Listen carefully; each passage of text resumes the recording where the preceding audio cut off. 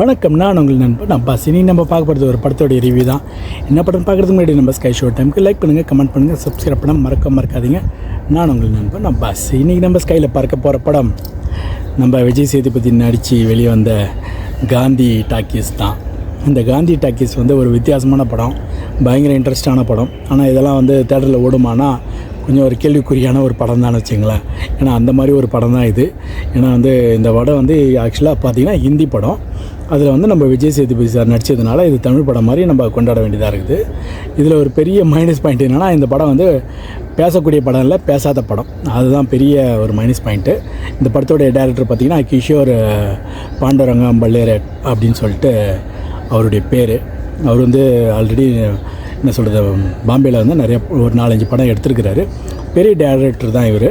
அவர் தான் வந்து நம்ம ஆரஞ்சசாமி, ஆதித்தி ப்ளஸ் வந்து விஜய் சேதுபதி சார் இவங்களெல்லாம் வச்சு எடுத்திருக்கிறாரு இந்த படத்தை. இந்த படம் வந்து ஒரு வித்தியாசமான படம் தான். இந்த படத்தை பார்க்குறதுக்கு ரிவ்யூக்குள்ளார் போகலாம். வாங்க ரிவ்யூக்குள்ளார் போகலாம்.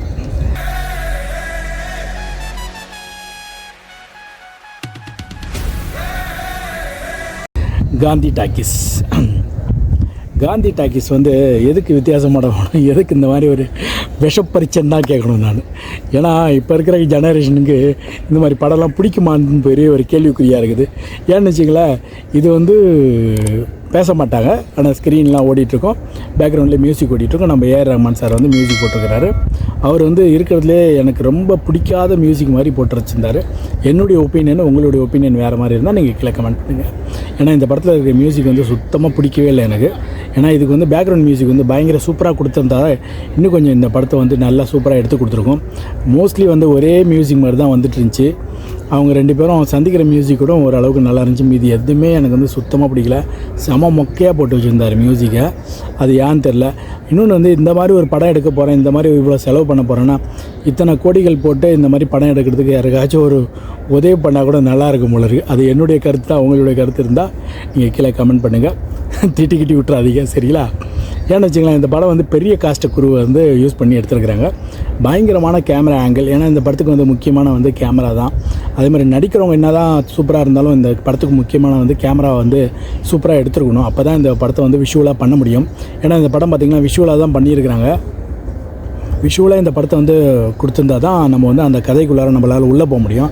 ஏன்னா இந்த கதை வந்து பேசவும் மாட்டாங்க, எந்த டைலாக்கும் கிடையாது, வெறும் மியூசிக் மட்டும் அங்கேயும் மியூசிக் மட்டும் அடிச்சிட்டு இருக்குது. ஆனால் வந்து அந்த சீனில் வந்து சேஞ்சஸ் வந்துக்கிட்டே இருக்கும். அந்த சீனில் என்ன சேஞ்சஸ் இருக்கோ அதை பார்த்து நம்ம வந்து உணர்வுபூர்வமாக தெரிஞ்சுக்கணும்.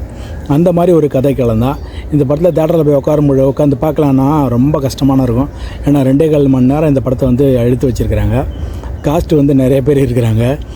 சித்தார்த் ஜாவித்னு சொல்லிட்டு ஒருத்தர் இருக்கிறாரு, பிரியதர்ஷினி அவங்க நடிச்சிருக்க, இந்துதான் ஒருத்தவங்க நடிச்சிருக்கிறாங்க, மகேஷ் மஞ்சுகர் அப்படின்னு சொல்லிட்டு இந்தி ஆக்டர் ஒருத்தர் பண்ணியிருக்கிறாரு, வினி கத்ரக் அவங்களாம் நடிச்சிருக்கிறாங்க. எல்லாம் நிறைய பேர் இந்தி ஆக்டர்ஸ் தான் வச்சுக்கலாம். அப்புறம் வந்து நம்ம ஆள் மட்டும் வந்து நடிச்சிருக்கிறாரு, பகவத் பெருமாள். அவர் நம்ம தமிழால் தான், அவர் நடிச்சிருக்கிறாரு. இந்த மாதிரி வந்து ஒரு கதையை வந்து எடுக்கிறது ரொம்ப கஷ்டம்தான். ஆனால் வந்து நம்ம கமல் சார் நடித்து அப்போ ஆல்ரெடி வந்து வெளியே விட்டாங்க. அந்த காலத்தில் சார்லி சாப்ளின் சார்லாம் நடிச்சிருந்தாங்க. இப்போ வந்து இவர் எதுக்கு இந்த மாதிரி ஒரு விஷப்படிச்சு எடுத்தாருன்னா எனக்கு தெரியவே இல்லை. ஏன்னு வச்சுக்கலாம், ஏதோ ட்ரை பண்ணணும், இந்த மாதிரி எடுக்கணுன்னா அது ஒரு சிம்பிளான ஒரு என்ன சொல்கிறது, காஸ்ட் அண்ட் குரு யூஸ் பண்ணி சிம்பிளான ஒரு மியூசிக்கை வச்சு எடுத்துருக்கலாம், செம ஹிட் ஆகிருக்கும். அந்த மாதிரி எடுத்திருந்தாருன்னா நல்லா பேசப்பட்டிருக்கும். இவர் வந்து காசு சம்பாதிக்கணுன்றதுக்காக எடுத்த மாதிரி தான் தெரிஞ்சுது. ஏன்னா அதில் வந்து இவங்களுடைய திறமையை காட்டுறேன்னு சொல்லிட்டு காமிச்சிருக்கிறாங்க. ஏன்னா விஜய் சேதுபதி சார் எவ்வளோ சூப்பரான ஆக்டர்னு அவங்களுக்கு எல்லாருக்குமே தெரியும். ப்ளஸ் வந்து ஏஆர் ரஹ்மான் சார் எவ்வளோ மியூசிக் சூப்பராக போடுவார்னு தெரியும். ப்ளஸ் வந்து ஆதித்ய ராய் அவங்களும் செம்மத்தியாக உசுரை கொடுத்து நடித்து வச்சுருக்கிறாங்க. அதே மாதிரி அருந்தசாமி சார் அவரும் வந்து செம்மத்தியாக நடித்து வச்சுருக்கிறாரு. ஆனால் இந்த படத்தை வந்து யாருக்குடா போட்டு காமிக்கிறீங்க, யாருக்குடா சொல்ல வரீங்க, யாருக்குடா இந்த கருத்துலாம் அப்படின்னா மிடில் கிளாஸாக இருக்கிற நம்மளை தான் வந்து எல்லாமே தாக்குறாங்க. நாங்கள் ஒழுங்காக தான், நீங்கள் மேல் அதிகாரத்தில் இருக்கிறாங்க பார்த்தீங்களா, அரசு பெரிய அரசு அதிகாரிகள் ப்ளஸ் வந்து கவர்மெண்ட் ஸ்டாஃபில் இருக்கிறாங்க, ப்ளஸ் வந்து பிஸ்னஸ் பண்ணிகிட்டு இருக்கிறவங்க, அப்புறம் வந்து அரசியல்வாதிகள், அவங்களுக்கெல்லாம் இந்த மாதிரி கதையை வந்து எடுத்துகிட்டு போய் காமிங்க. அவங்களுக்கெல்லாம் இந்த மாதிரி ஒரு படம் வந்ததே தெரியாது. அவங்களுக்கெல்லாம் இந்த மாதிரி ஒரு படம் டைரக்டர் இருக்கிறானே தெரியாது.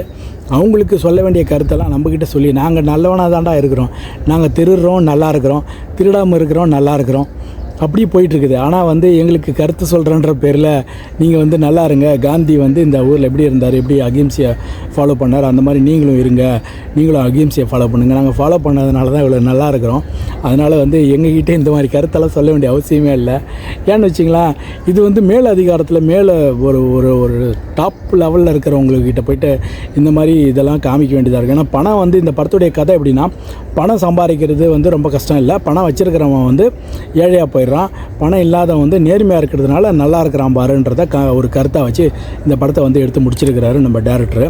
ஆனால் வந்து அந்த விஷயத்தை வந்து கீழே இருக்கிறவன், ஏன்னா ரொம்ப ஏழ்மையாக காமிச்சிருக்கிறாங்க நம்ம விஜய் சேதுபதி சார். அந்த எதிர் வீட்டில் வந்து அந்த பொண்ணு இருக்கிறாங்க, ஆதித்யா இருக்கிறாங்க, அவங்க 2 பேரும் லவ் பண்ணுறாங்க, சைக்கிளே லவ் பண்ணிக்கிறாங்க. ஏன்னா ஊமை படமாக இல்லை, அதனால் சைக்கிளை தான் லவ் பண்ணி ஆகணும், சைக்கிளே லவ் பண்ணிக்கிறாங்க. ஆல்ரெடி லவர்ஸ் தான், அதுதான் காமிச்சிருக்கிறாரு. அந்த மாதிரி இந்த விஜய் சேதுபதி சார் வந்து அவங்க ரொம்ப ஏழ்மையான, சோத்துக்கே வழி இல்லை, அவங்க அம்மா வந்து பாத்ரூமுக்கு கொண்டு போகிறாரு. பாத்ரூம் வந்து க்யூவில் நின்று தான் பாத்ரூம் போகணும். அந்த மாதிரி ஒரு சூழ்நிலை, ஒரு என்ன சொல்கிறது, பாம்பேயில் ரொம்ப கஷ்டமான ஒரு குடும்பம். இவர் வந்து வேலையை தேடி அலைஞ்சிட்டு இருக்கிறார், இவருக்கு வேலை கிடைக்கல. அதனால் வந்து வேலைக்கு போனால் லஞ்சம் கேட்குறாங்க. இன்னொரு பக்கத்தில் பார்த்திங்கன்னா அரவிந்த் சாமி சார் வந்து செம்ம பெரிய பிஸ்னஸ் மேனு. அவருக்கு வந்து பிஸ்னஸில் வந்து லாஸ் ஆகிடுது, அவங்க ஃபேமிலி எல்லாருமே போய் செத்து போயிடுறாங்க. அவர் வந்து பிஸ்னஸில் வந்து லாஸ் ஆகிடுது. அந்த பிஸ்னஸ்லேருந்து மறுபடியும் மீண்டு வர்றதுக்கு அவர் முயற்சி பண்ணுறாரு. அதுக்கு உள்ளே இருக்கிறவங்களே, அவர் கூட வேலை செய்கிறவங்களே அவரை வந்து பழி வாங்கிடுறாங்க. அதனால் எல்லா பிஸ்னஸும் அவருக்கு வந்து லாஸாக போயிடுது. அதனால் எல்லாத்தையும் விட்டுட்டு அவர் வந்து ஊரை விட்டு ஓடுற மாதிரி ஒரு கண்டிஷனுக்கு வந்துடுறாரு. அதுதான் அந்த படத்தை வந்து காமிச்சிருக்கிறாங்க.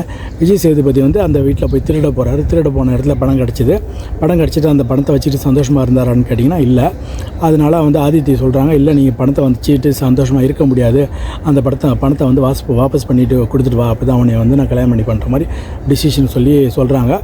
அதை தான் வந்து அவங்க ரிட்டன் போயிட்டு பண்ணிடுறாரு. கிளைமேக்ஸில் வந்து ஒரு சந்தோஷமாக இருக்கிற மாதிரி காமிச்சு முடிச்சிடுறாங்க படத்தை. எதுக்கு இந்த மாதிரி ஒரு கதையை வந்து குடிக்கிறாங்கன்னா, பெரிய பிஸ்னஸ்மேன் யாராச்சும் இந்த படத்தை பார்ப்பானா? கேள்வி, எவனா ஒரு பிஸ்னஸ்மேன் இந்த படத்தை பார்ப்பானா சொல்லு பார்ப்போம். கோடியாக அடிச்சுட்டு போனானே அவனாம் இந்த படத்தை பார்ப்பானா? நான் இந்த டேரக்டர் எங்கே இருக்கிறான், விஜய் சேதுபதினா யார், இந்த அரவிந்த் சாமி தான் யார், இந்த மாதிரி ஒரு படம் வந்துச்சு, யாருக்கிட்ட இந்த கருத்துலாம் சொல்கிறீங்கன்னா, இந்த மாதிரி லஞ்சம் வாங்குகிற படம், லட்சக்கணக்கான படம் வந்துருச்சு, எவனா லஞ்சம் வாங்குறது நிறுத்தினானா? எவனே நிறுத்த மாட்டான். எதுக்குடா இந்த மாதிரி உசுரை வாங்குறீங்க? ஏன்னா கருத்து சொல்கிறன்ற பேரில் மிடில் கிளாஸ்லேயும் தாழ்த்தப்பட்ட மக்களையும் தான் போட்டு சாவடிக்கிறீங்க. நாங்களே சந்தோஷமாக இருக்கணுன்றதுக்காக, எங்களுடைய கவலையெல்லாம் மறக்கணுன்றதுக்காக காசை கொடுத்து டிக்கெட்டை வாங்கிட்டு போயிட்டு படத்தை பார்க்குறோம். அந்த மாதிரி ஒரு கருத்தை வந்து எங்ககிட்டயே நீங்கள் மறுபடியும் சொன்னீங்கன்னா, நான் நல்லா தான் இருக்கிறோம், நாங்கள் நேர்மையாக தான் இருக்கிறோம், ஒழுங்காக தான் படிக்கிறோம், ஒழுங்காக தான் பரிச்சை எழுதுகிறோம், ஒழுங்காக தான் பாஸ் ஆகிறோம், ஒழுங்கான நல்ல வேலைக்கு தான் போகிறோம். ஆனால் இந்த மாதிரி கருத்தெல்லாம் கொண்டு வந்து வைக்கும் போது தான் எனக்கு செம்ம காண்டாகுது. ஏன்னு வச்சிங்களா, நேர்மையாக போயிட்டு இருக்கிற நம்மக்கிட்ட வந்து நேர்மையாக இல்லாத அரசியல்வாதிகிட்ட போய் உங்கள் கருத்து மசரெல்லாம் சொல்லுங்களேன்டான்ற மாதிரி தான் இருக்குது. ஏன்னா அவ்வளோ கோவம் வருது எனக்கு. அந்த மாதிரி தான் இருந்துச்சு. இன்னும் இது கருத்து வீரவாங்க கருத்துன்னு தான் புரியவே இல்லை எனக்கு. ஏன்னா இந்த படத்தில் இந்த மாதிரி அரசியல்வாதிகளெல்லாம் இந்த மாதிரி சொல்லி சாவடிக்கிறத விட்டுட்டு நம்மக்கிட்ட வந்து கருத்து சொல்கிறேன்ற பேரில், ஏன்னா இந்த படம் யாருக்கு எடுத்து வச்சுருக்கிறீங்கன்னு தான் தெரியல. அவங்களாம் இந்த படத்தை பார்ப்பாங்களா? பெரிய பெரிய பிஸ்னஸ் மேக்னெட்டாக இருக்கிறனால அவனால் பல கோடி அடிச்சுட்டு வெளியே போயிட்டான். அவனை நேட்டெல்லாம் இந்த படத்தை போய் சொல்ல முடியுமா, இந்த மாதிரி லஞ்சம் வாங்காத, அவனுடைய பசங்ககிட்ட போய் நீ சொல்ல முடியுமா இந்த மாதிரி லஞ்சம் வாங்காதன்ட்டு? ஏன்னா நேர்மையாருன்னு மிடில் கிளாஸும் லோயர் கிளாஸில் இருக்கிறவங்களுக்கே சொல்லிட்டு இருக்கிறீங்களே, அப்பர் கிளாஸுக்கெலாம் யார்ப்பா சொல்லுவான்ற மாதிரி தான் இருந்துச்சு என்னுடைய கேள்வி. உங்களுக்கு அதே மாதிரி எண்ணங்கள் தோண்டிச்சுன்னா நீங்கள் கீழே கமெண்ட் பண்ணுங்கள். ஏன்னா ரொம்ப கஷ்டமான ஒரு விஷயம் என்னென்னா, எப்பயுமே வந்து திருடிட்டு போகிறானோலாம் நல்லா தான் இருக்கிறானோ, செம்ம ஜாலியாக இருக்கிறானோ, லைஃப் செட்டில் ஆகுது, என்ன சொல்கிறது, அவங்க பசங்களும் நல்லா இருக்கிறாங்க, எல்லாருமே நல்லா இருக்கிறாங்க. ஆனால் திருடாமல் நேர்மையாக விடுக்கிறான் பாருங்கள், அவன் வந்து எப்பயுமே ஒரே லெவலில் இருந்து செத்து போயிடுறான். அதான் கதை. பார்த்திங்களா, இதுதான் வாழ்க்கையோட நிதர்சனமாக இருக்குது. அதனால் வந்து என்னுடைய கருத்து வந்து இதுதான். உங்களுக்கு எதனா கருத்து இருந்ததுன்னா கீழே கமெண்ட் பண்ணுங்க. ஏன்னு வச்சுக்கலாம், ரொம்ப கஷ்டமான ஒரு விஷயம் வந்து இந்த மாதிரி வந்து படத்தெல்லாம் எடுத்து கொடுக்குறது. அவர் கேமரா ஆங்கிள் வந்து சூப்பராகவே இருக்குது, சூப்பராக எல்லாமே சூப்பராக இருந்துச்சு.